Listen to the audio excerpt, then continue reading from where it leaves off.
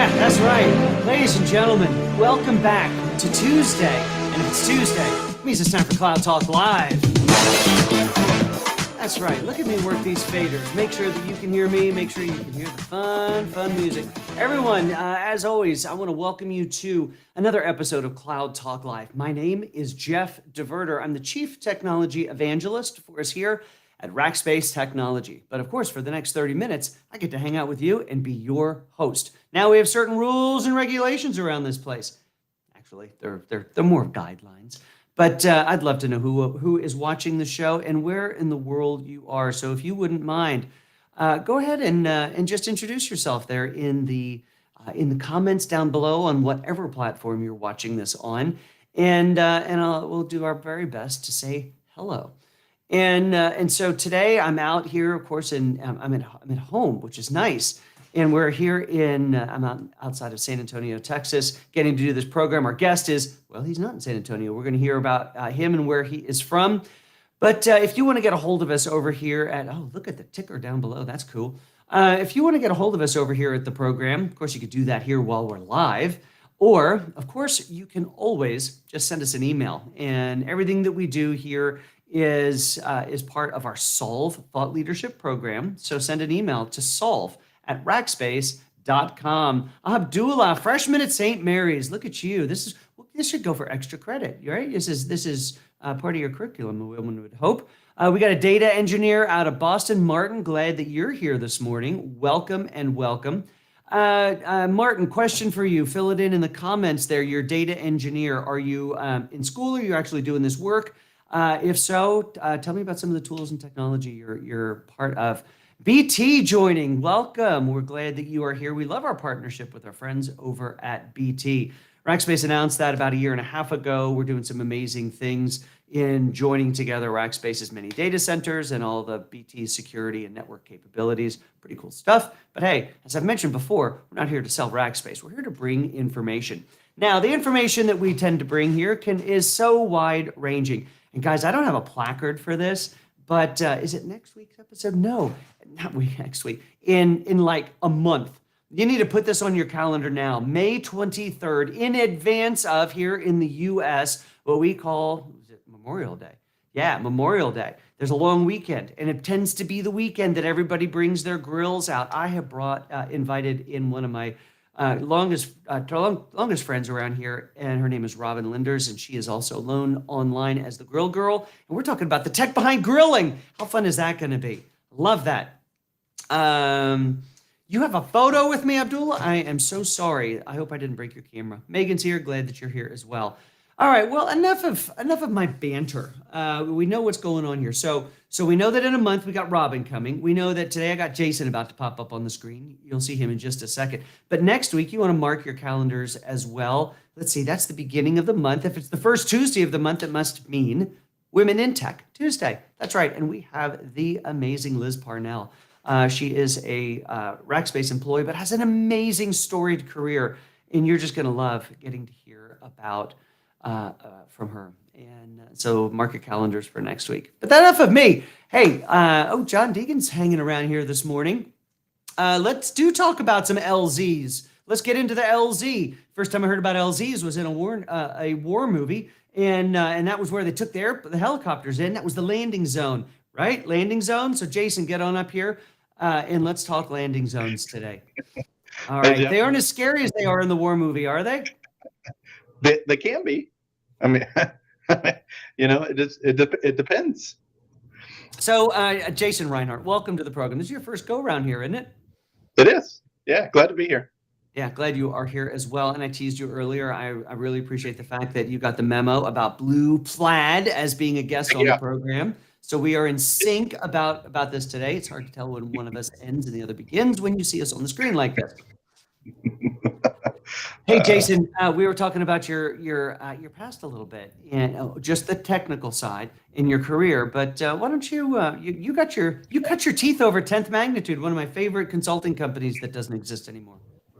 I did, yeah. So up until 2015, my career had been spent in a private data center, in corporate America, doing private data center stuff, and then moving into consulting, and then from there, 2015, 2016 is when I made the move to 10th magnitude, because I saw the future, and the future was cloud, and they were cloud only. And I decided, why not just jump right in and then go all cloud all the time. So, Well, what a great company to start with. Alex over there, I've known him for yeah, probably as many years as you've been in tech, but he's a great guy, super smart, and had a really interesting career. Of course, they recently, past couple of years, sold over to Cognizant, and so we don't see yeah, that 10 magnitude name anymore, unfortunately. So yeah, really amazing technicians like yourself came out of that, really cut your teeth in the consulting and in the Azure world, and off you went. yeah, yeah. Well, Dave, go So ahead. no, I was just going to say, I mean, that the platform architect, which is what I was at 10th magnitude, it was building the platform for managing and operating in the cloud space. And Well, no, so, it's an interesting phrase that you use, platform architect. Excuse me, yeah, I'm just getting over a cold, and it really does take us down the path of our subject matter for today. And so when we think about the yeah, platform, a lot of folks, if you're not deep into the tech stuff, like we've got somebody who's brand new going to school over at St. Mary's in San Antonio. But if you're not familiar, everybody thinks in general about that move to the cloud as, hey, off we go to the cloud. Like, hey, let's go have a picnic. We're taking our inside stuff outside, and that's where it's going to run now. It's an interesting analogy. I just came up with that one. But we're going to leave it out there to run, and hopefully the ants don't get it. But when you move out into the cloud, people think of, hey, we're moving those VMs, and there's the now software representation of networking devices and storage devices and storage services. But in reality, what we do is we've got to create, really what's the subject of today, is that foundational platform on which everything else is going to get built. And that brings us to this topic today of landing zones. And when we were chatting about this, what was it, about a week ago, as we were getting ready for this, and you made I think it was a basic point for you, but it's stuck with me since last week, and that is landing zones. Everybody's got one. So we're not here to say, how do you go get one? If you're in the cloud, you have got one. Talk to me about that, Jason. yeah. So the whole landing zone concept really has some inherent connotations that go along with it. And it usually assumes that you're going to, like you said, you're going to land a plane, or you're going to land a helicopter. You're going to move from one thing into another. So you need a place to land your things. Yeah. But while that's true, and everybody does have a landing zone, a place to put stuff, it's really evolved as the cloud has evolved, just like everything else has. It's evolved into, okay, everybody's got a landing zone, but now does that landing zone provide you with a secure place to run your business? Does Yeah. it provide you with all of the policies necessary to make sure that you're regulatory compliant? All of the different things that you're looking for in a use of the cloud platform. Yeah. That's what a proper landing zone can do for you, is enable all of those other things. Because the last thing that you want to do when you get started on your cloud journey is go down the wrong path. And so when you start thinking about and building landing zones, um, you get down the right path. You can go down the right path by doing that. Yeah. So that's what we mean when we say landing zone in reality. It's just a secure, well-governed place to host your applications for your business. Well, and unfortunately, while I love the term landing zone, I also don't really care for it because I love Yep. it in the context of, hey, we're bringing all our stuff from out in the world and we're taking it, in this case, your world, we're taking it to Azure. Maybe that's why we wore blue. And subconsciously, that's what's in our head. And so it's the place where all of that stuff is going to land. Now, if we think about extrapolating the analogy of, hey, we're going in on a spy mission and the helicopter's going to take us in behind enemy lines to the landing zone. But the landing zone is just the place where we launch from once we're in the location. Think about it in Azure's context. We have moved out into Azure, but we're not going beyond, because the landing zone, I think, there's another analogy we could tie to it, and that would be a foundation. Think of the Yep. foundation of the house. It's the thing on which everything else is built. Now, where That's that correct. analogy breaks down is once you pour the foundation for a house, strong cement with lots of rebar, you aren't changing it. You can extend to it, you can correct it if it shifts a little. But then you got where pipes come up, that's where pipes come up, and where they don't, they don't. But in a landing zone inside of Azure, it is that place where we go and land, but it is the place, that foundation on which we build everything. So that means a landing zone is kind of important. Well, that's why it's crucial to get it right in the beginning, Hmm. because, like you said, it's extremely difficult to change certain things as you go. If you realize that you've got started, and you need to change, there are some things that are difficult to to modify once you've put them into place. Once you're there. Yeah, and Yeah. so what we've done at Rackspace, number one, we stopped calling them landing zones. We call them cloud zones, because Cloud that's what they zones. I are. like that. Well, so my time at 10th magnitude, we were born in the cloud. We didn't have any infrastructure on site. It was 100% Yeah. cloud. That was it. We had connectivity to the cloud like everybody does, but those organizations like that, they don't have landing zones because they didn't move anything into the cloud. They just started That's there. right. So I think it's important, that we change how we talk about it to be a little bit more analogous to what it really is, and just a zone, a place. And so Yeah. uh, when we talk about that foundation, it is extremely crucial, and that's why we've created the product that we've created. Is because we've taken our expertise and we've put it into, here are some best practices, aligned with the hyperscalers. And these are examples of how you can get started quickly in the cloud, securely, scalable, easily managed, easily financially governed, etc. Um, and these are really kind of accelerators to start you down the right path in your cloud journey.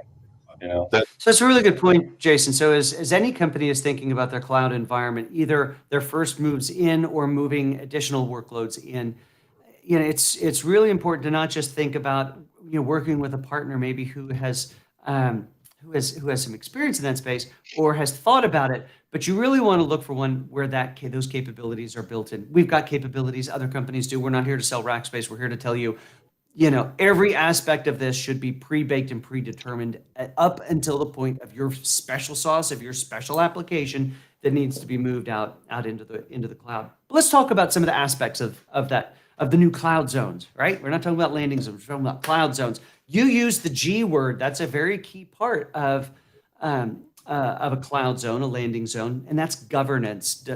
What is governance for the Well, layman? yeah. So governance, what is it? Is it access? Is it maintaining costs? I mean, is it policies? Yes. I mean, yeah. I mean, what does it mean to be governed? For me, when I think about this, a well-governed environment is an environment that is easily operationally supported. You can Yeah. Ooh. easily keep tabs on how much you're consuming, how much you're spending. You can easily scale. You can basically get all of the insights in your environment in a easily digestible format. Yeah. Governance is. The way I like to think about it is it takes me back to third grade when they taught me who, what, where, why, and when. Who can do what, where in the environment, why, under what circumstance do they get to do that thing, and when do they get to do Yeah. And to then do what do do you that thing? do when something doesn't go the way that you want it to go? That's right. That's What happens when things go bump in the night? right. That's right. So governance is a key part of that. You mentioned tracking finances, and I think that's a key part as well. What are the processes behind how we manage the spend that's out inside of the cloud? And not just are we tracking it, or who are the names of the people who are responsible for that, but also what are the tools that are going to be involved in that? Are they third-party tools? Are they cloud native tools? Is it a combination of the two? Hint, it's a combination It's a of the two. combination. And yeah, yeah, there's no silver bullet in any of this stuff, unfortunately. And so that's another key foundational aspect of it. One of the other ones, Jason, I think a lot of people don't, if we go back to the who, what, where, why, when, that gets into the RBAC, or role-based access controls. And that is a key thing to get set up from the very beginning, and how permissions are going to be managed in that cloud zone. Yeah, that's a good point, because what you should be opinionated about is how you organize your resources. Yeah. Because that's really at the heart of what a cloud zone can do, is help you better organize your resources for a purpose. And so you wouldn't, from an Azure perspective, you wouldn't just throw everything under one management group and say, okay, I'm good. I've got a landing zone. I've got a whole bunch of subscriptions and a whole bunch of stuff in there. You want to think about why you organize the things the way that you want them organized, and there is a purpose for each thing in the cloud space. And so that falls in line with, how and where do you apply access? How do you limit access? How do you, get to that more granular access control, which, involves security and all different things. And then it also plays into the cost management piece, because now you can give insight into what you're spending from your specific business unit, depending upon how you've laid out your resources and organized your resources. So again, it goes back to that foundation about laying things out and the expectations around what's that going to bring to you from a governance perspective, et cetera.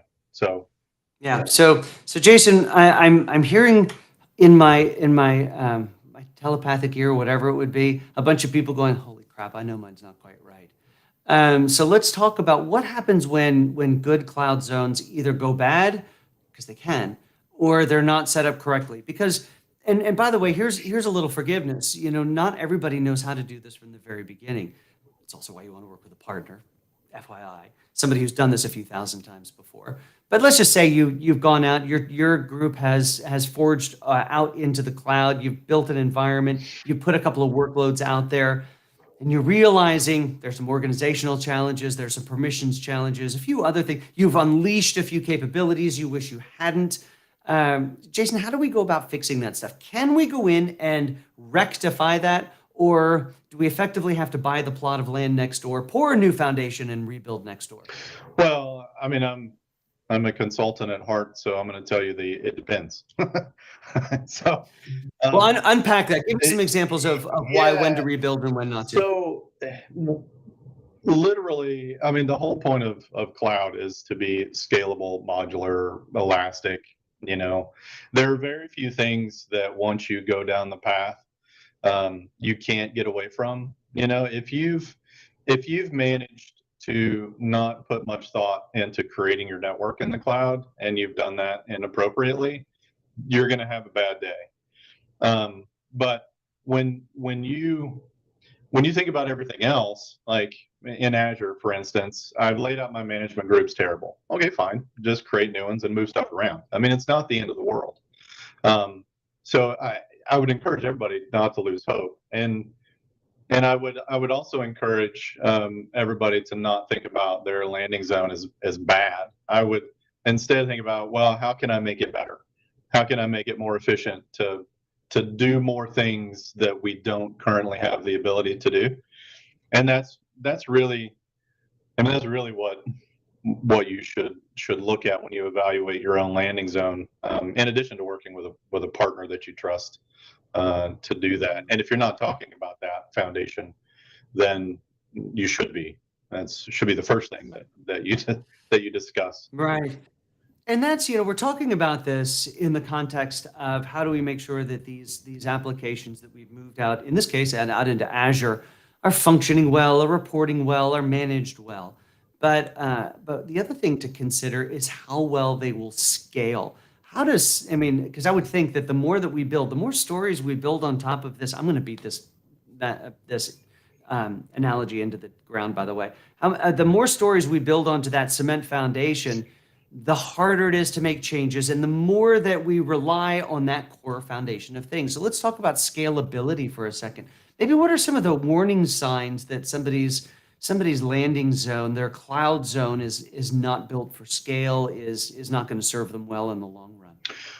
If it takes you more than a couple hours to deploy a new application, then it's probably not scalable.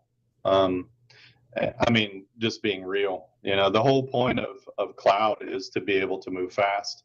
And if you can't move fast in the cloud, then you're either not thinking about it correctly, or you've not set yourself up for scalable success, or any any type of proper governance will allow you to be secure and scalable at the same time. You don't have to sacrifice one for the other anymore. You can have both. You can have the I love the security and thought the scalable. of considering scalability, a measure of appropriate scalability based on speed and time that it takes, because I think that that is a great litmus test, because everything else falls underneath there. Am I getting bound up in permissions? Am I getting bound up in Yeah. resources? Am I getting bound up in some other aspect of it? Yeah, I mean, some applications and some expansion does take time. I understand that.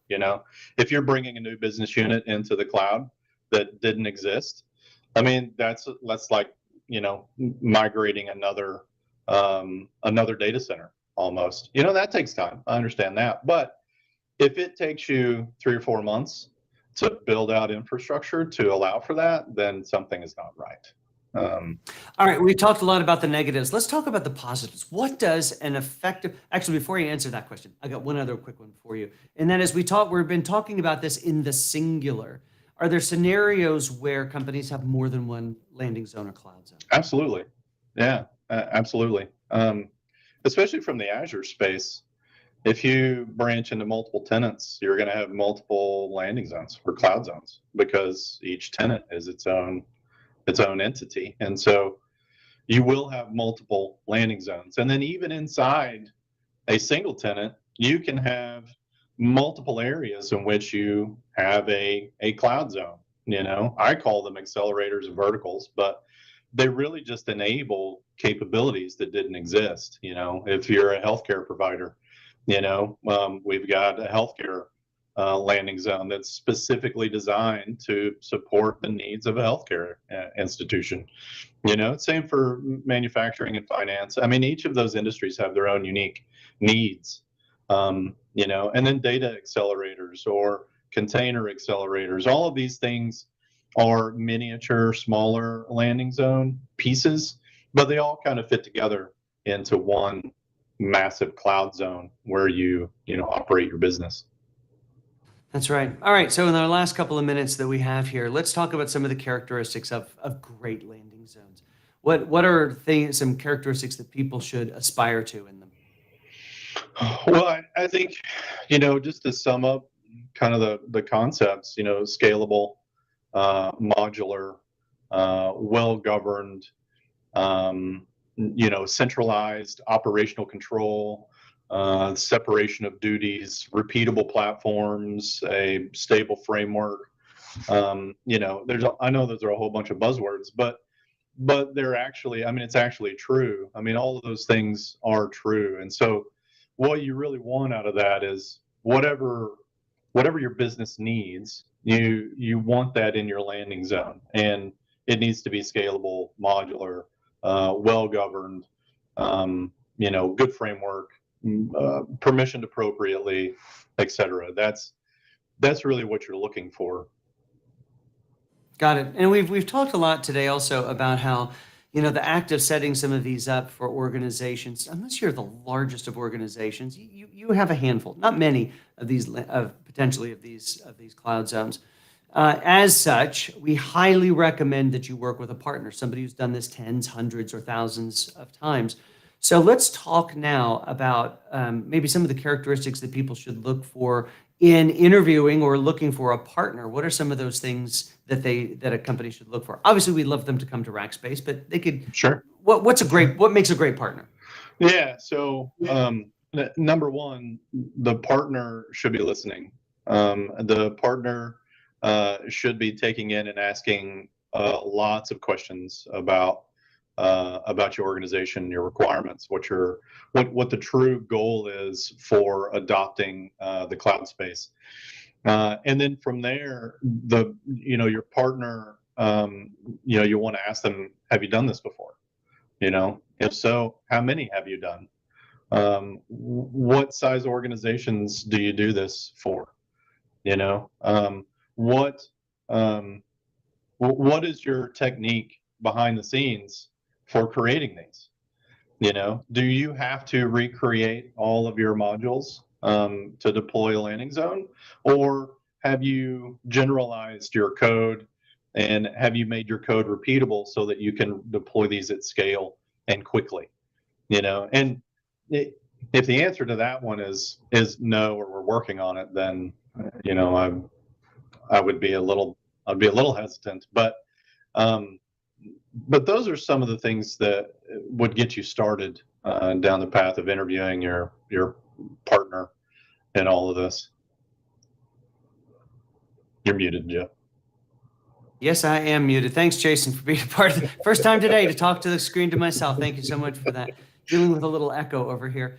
But I also would want to call out, he's not commenting in the thing, but a long time watcher of the show and great friend Sean messaged me privately just talking about how in his organization that he started using the landing zones. IT is actually using them to help manage spend, and it's been a huge thing, and manage teams. And with the appropriate governance in place, it allows you all of the control for what you want to do, but none of the core responsibility of having to manage some of the core tech. So it's a huge benefit when set up correctly. So Jason, thanks so much for being a part of the program today. I really do appreciate it.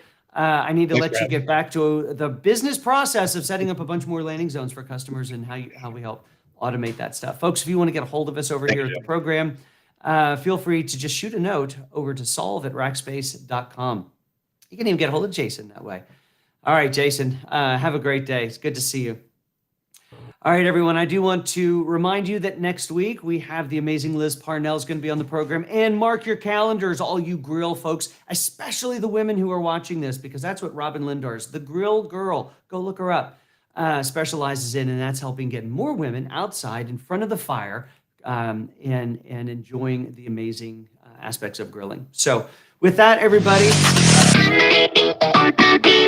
right. If it's the end of music, it must mean we've come to the end of another program.